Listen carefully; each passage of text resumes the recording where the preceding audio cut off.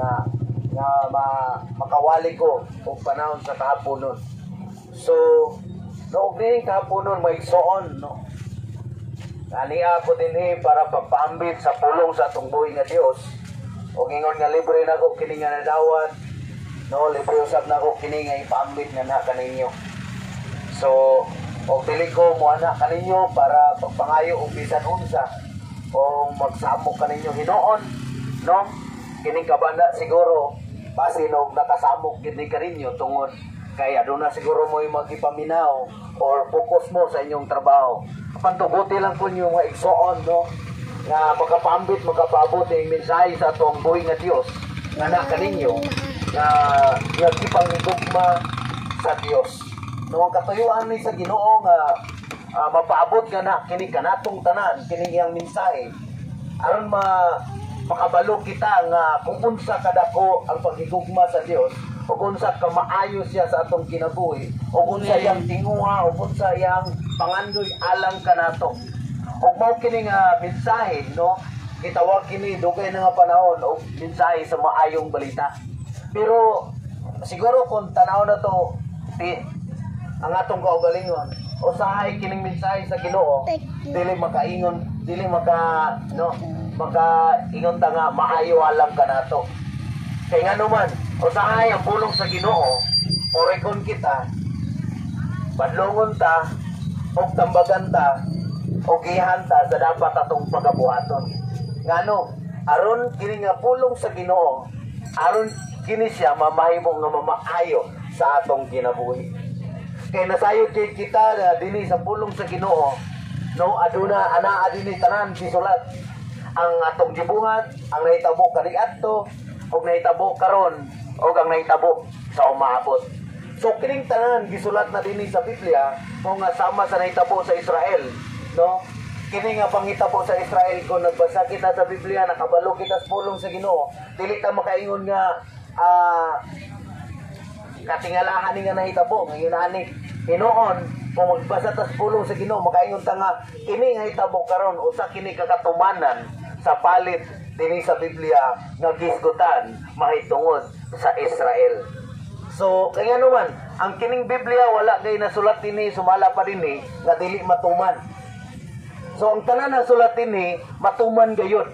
Mao na nga kita nga nagbasa dinhi sa Biblia, ma-aware ta sa na mahitabo unsa ang katuyuan sa Ginoo nganong iyang gispasulat ni aron dili ta mabalaka, aron dili ta mahadlok, aron dili ta mawadan og paglaom, aron nga magpabilin ta nga malipayon. So busa ning kahaponon mo igsoon, no, alang sa tong pagsugod ako magampo ta, no.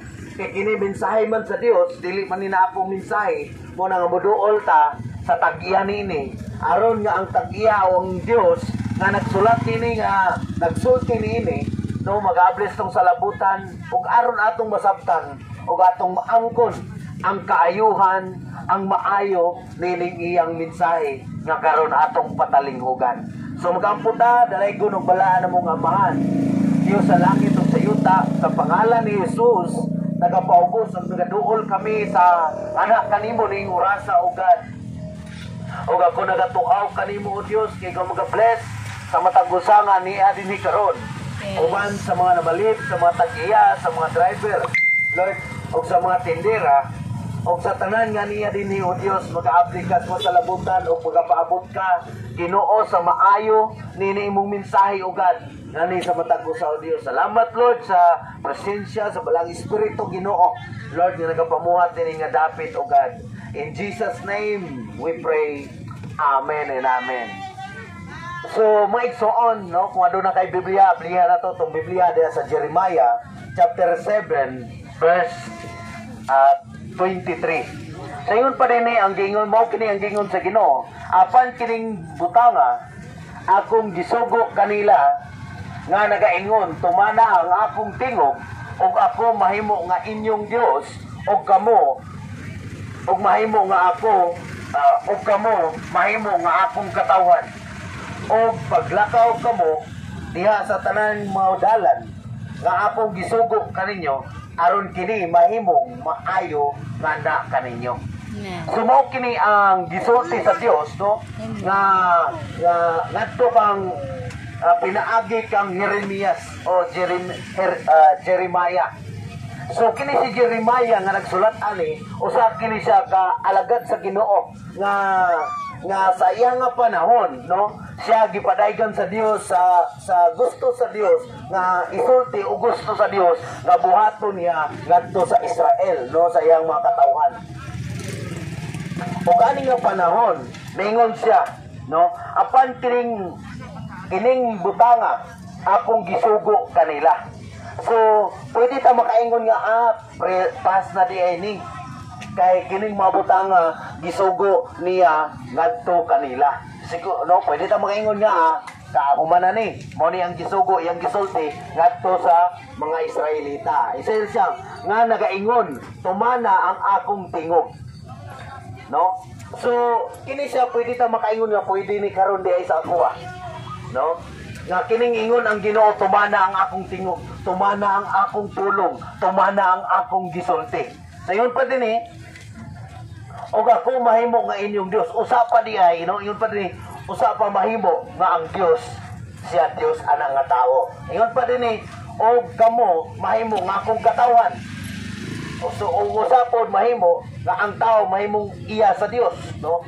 O yun pa rin, o panglakaw ka mo diya sa tanan nga dalan, mga dalan nga akong gisugo kaninyo, aron kini mahimong maayo nga na kaninyo. So nining kahapon nun, actually, no, naabot mo yan nga dapat, siguro ikaw usap, no, naabot ka na nga dapat tungod kay nakay dalan nga gisubay. O ang dalan nga imong gisubay, no, uban sa imuhang tinguha nga maabot, no, ang dalan mo oy nagdala na nahimo nga giya, no, alang kanimo nga maabot kanini nga dapat. So yun ang sabi ni nga paagi, no, ang pulong sa Ginoo mao ang dalan na gusto sa Dios nga atong pagasubayon sa atong kinabuhi aron mahimo kini nga mamaayo o maaron kini makahatag og kaayuhan, aron makadala kini kanato og kaayuhan, aron mahimo kini nga mamaayo sa atong kinabuhi. Kaingon pa rin siya, no? Kini nga tingog mao kini ang giya sa Dios sa atoa. Actually, ang pulong sa Ginoo, no, nagahisgot kini may tungod sa aspeto sa atong kinabuhi. No? Usahay kining tao, mayon mangita nga kay tao ra majugo. So kung ang pulong sa Ginoo, makagiya kini sa atong pagkatao, aron nga ang atong pagkatao sumala pa sa ang pulong sa Ginoo mamahimong mamaayo sa atong kinabuhi. Subot pasabot ang katuyuan sa Dios gayud sa atong kinabuhi para makahimo kita nga mamaayo. So siguro kung ikaw siguro, no, inahan, kung nakay anak, ganong imong gisultihan ang imong anak, tungod kay imong tinguha para mamaayo ang imong anak. Kay kung mamaayo ang imong anak, no? Kung mamaayo ang imong anak, siya mahimo ang iyang kinabuhi, mahimo nga mapuslanon o mababungahon o makahatag kanimo og kaayuhan. O kinsa ang mabulahan dili ang ikaw kung dili gayud ang imong nga anak. Ang anak gayud. So kini siya ang katuyuan na ni sa Dios, no, para sa atong kaayuhan. Sumala pa sa gingon ganiha, no, nganong gihimo kini si ang nganong ginaan ang katuyuan sa Dios tungod kay gigugma kita niya. Sa mga ikaw ginakorek nimo ang imong anak, tungod kay ngano man wala nimo ginakorek imong anak tungod para imo lang siyang paantuson. Tinuon ginabadlo o ginakorek nimo siya para mahimo ang iyang kinabuhi nga mamaayo. Aron ang siya mahimo makabaton, mahimo nga ang iyang kinabuhi adunay kaayuhan. No? Sumao nga ingon ani usab ang katuyuan sa Dios. Ang katuyuan sa Dios para paghimo nga mamaayo ang atong kinabuhi. Actually, no, kini nga ang kinabuhi aning kalibutan na ako mo kaingon jud ko sama sa nahitabo sa Israel. Nay panahon sa kalinaw, adunay panahon sa kaspanan, adunay panahon sa kasakitan, adunay panahon sa kawaladon. Even gani bisan ano na tay mga pagkaon na gihapoy dai kwarta no gihapoy panahon nga gusmunta. Tungod kay ngano man, no? Kini nga kalibutan ana agi kining tanan dinhi. So ingon pa din siya, asa man ang kaayuhan nga gisgutan sa Dios. nga atong mabatunan. So tama nga, no? Tama nga ang estudyante, sadyang nag-eskwela pa siya, ginatudluan pa siya. No, ano na yung mga pag-antos, pero wala diya gayon ang tinuod nga kaayuhan diya sa pag-eskwela. Hinuon ang pag-eskwela, nagdala sa iyang sunod na kinabuhi nga mamaayo ang iyang kinabuhi. Iyon ana usab kini nga mensahe. Kini nga mensahe sa Dios, ang tinguha ani sa Dios dili aning kalibutana, kundi para mahimo siya nga atong Dios o kita mahimong iyang katawan buot pasabot ang gusto sa Dios nga kun asa siya mahimong ato ausab kita. Actually ang Dios miani siya din sa kalibutan para pagpaabot ini nga mensahe aron pagkaandam sa tong kinabuhi nga kita nga makauban niya dito niya sa iyang ginharian. Ang Dios, no, ang Dios nagahari siya dito sa kalangitan. Og na siya giandam nga bako nga kalibutan. Sumala pa sa gisulat sa Revelation.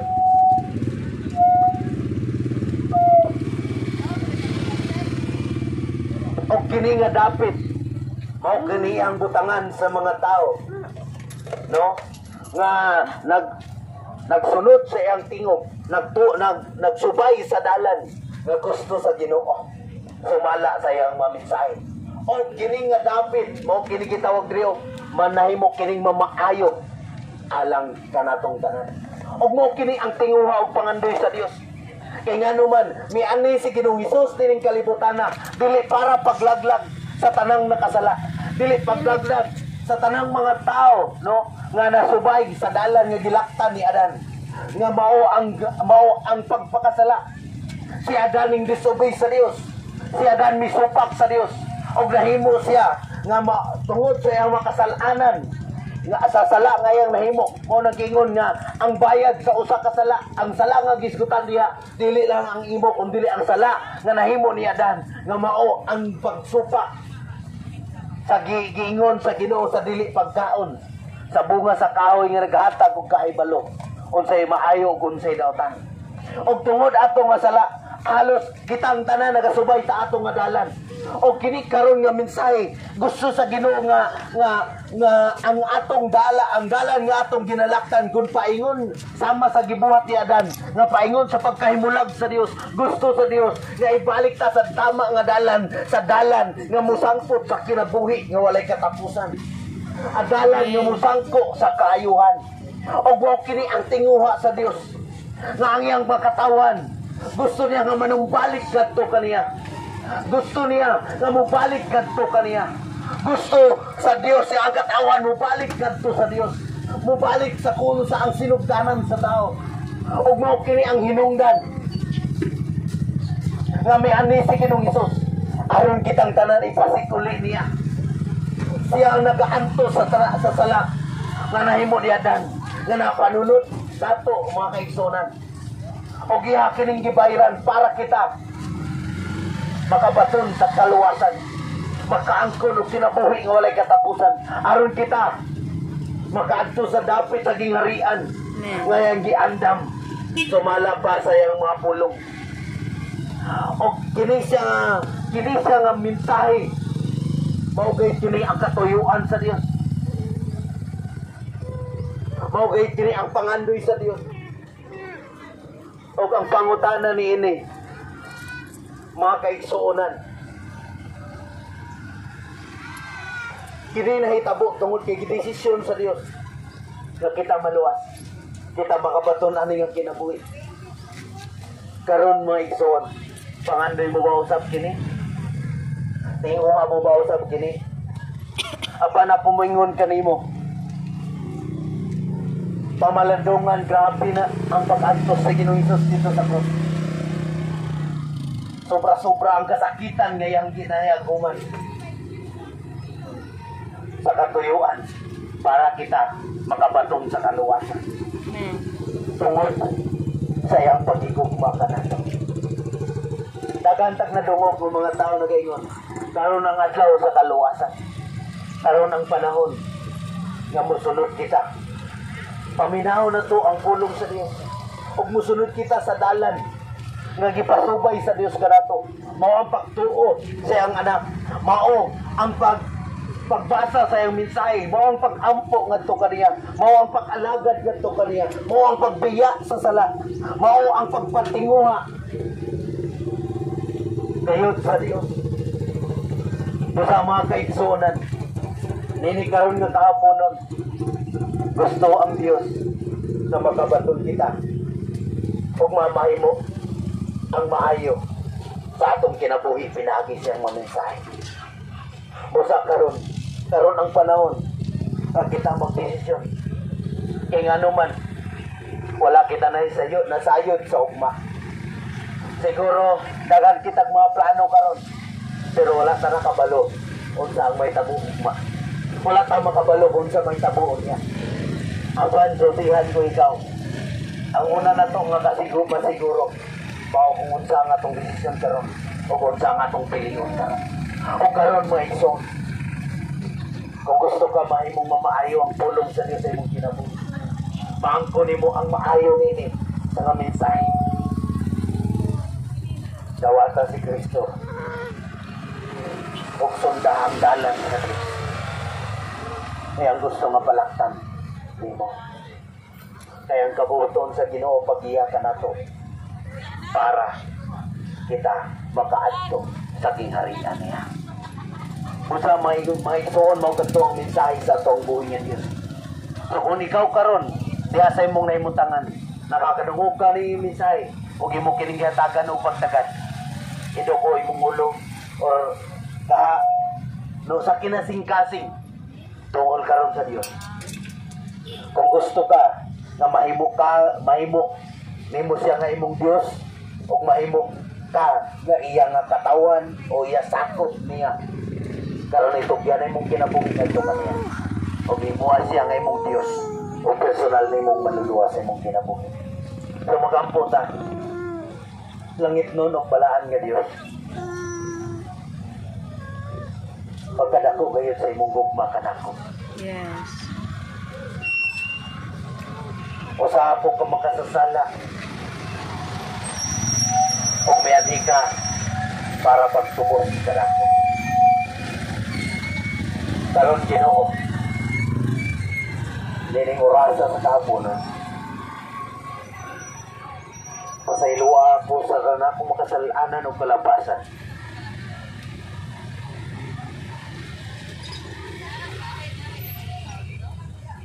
Kung karon Ginoo, sulod din akong kasing-kasing. Kung sugod karon, ikaw na nga akong Diyos, ang personal na akong maluluwas. Tugyan ko kanimo Ginoo ang akong kinabuhi. Sa pangalan ni Jesus, I pray. Amen. Amen. So, magampo ta, alas itong pagtapos.